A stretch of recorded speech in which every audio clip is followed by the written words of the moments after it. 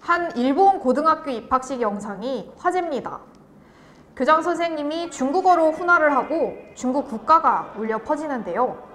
이 학교의 일본인 신입생은 단 16명, 전교생 90%가 중국인 유학생입니다. 해당 학교가 위치한 일본 미야자키현의 인구가 계속해서 줄어들자 학교 학생 수도 줄어들어 학교가 살아남기 위해 선택한 것이 중국인 유학생을 받아들이는 것이었습니다. 이렇게 중국의 영향력이 날로 커져가는 것이 비단 일본만의 일은 아닌 것 같습니다. 영국의 사립학교들도 잇따라 중국 기업에 인수되고 있기 때문인데요. 영국 사립학교들이 코로나19가 장기화되면서 자금난에 빠졌기 때문입니다. 일례로 다이애나 비가 다녔던 학교도 중국 기업이 인수해서 버젓이 홍보되고 있었습니다. 영국 신문 더 메일 온 선데이에 따르면 현재 중국 기업이 인수한 영국 학교는 총 17곳. 이들은 팬데믹 전부터 영국 학교들을 인수해왔습니다. 그렇다면 중국 기업이 학교를 인수하면 무엇이 문제가 될까요?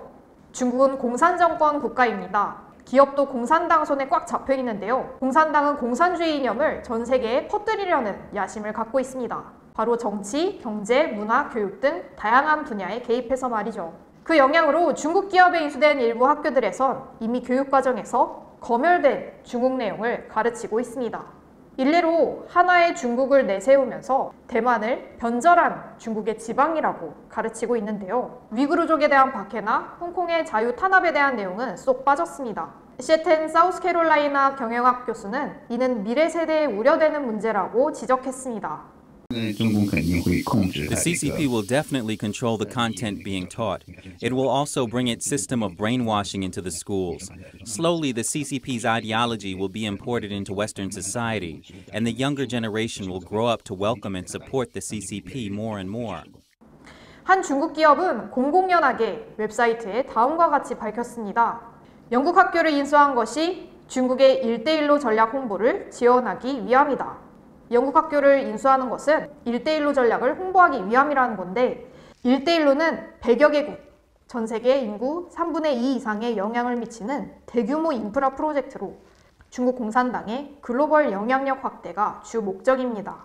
사업에 참여한 개발도상국은 대다수는 불리한 조건으로 차이나머니를 받아들였다가 엄청난 빚 폭탄에 시달리고 있고 그 결과 참여를 중단하거나 재검토하는 국가들이 많아지고 있습니다.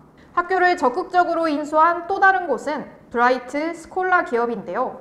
아시아 최고 여성갑부로 알려진 양후옌이 소유한 곳입니다. 그녀의 아버지는 양고창으로 중국 정치협상회의의 위원입니다. 또 다른 그룹은 중국 회사 완다그룹인데요. 완다그룹의 설립자 왕젠리는 중국 공산당 자문위원회 소속으로 중국 인민해방군 군인으로 복무했던 사람입니다.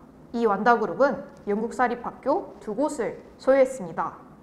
이런 상황에서 영국은 어떤 반응을 보이고 있을까요? 각계에서 반발하고 나섰습니다. 나이젤 파라지 영국 독립당 대표는 중공이 소리 소문 없이 세계를 점령하고 있다며 문화적 측면에서도 선전과 세뇌를 진행하고 있다고 지적했습니다.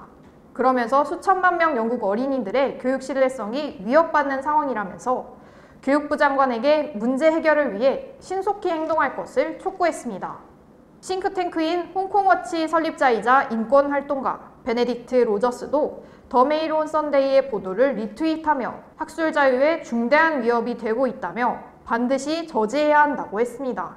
톰 타젠다트 영국 외교위원회 위원장은 지난 2월 20일 중국 공산당이 영국 명문학교를 통해 영향력을 확대하려는 전략적 시도가 분명하다며 우리는 무엇을 우선적으로 지킬 것인지 결정해야 한다고 말했습니다.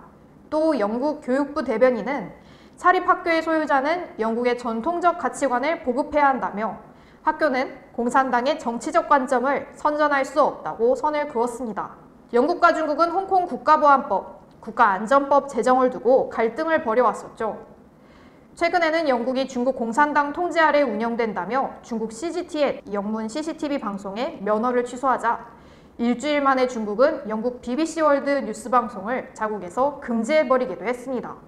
이렇게 대립각을 세우고 있는 두 국가는 사실 불과 2년 전까지만 해도 지금과 모습은 크게 달랐습니다.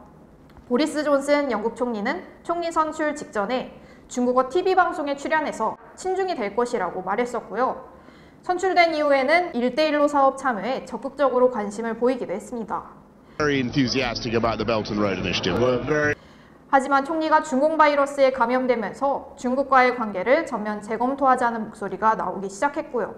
중국이 홍콩의 자치권 보장 약속을 어긴 것도 한몫을 했습니다.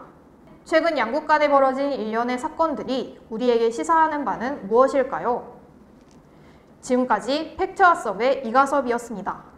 오늘의 영상이 마음에 드셨다면 구독과 좋아요를 눌러주시고요. 그럼 다음에 또 뵙겠습니다.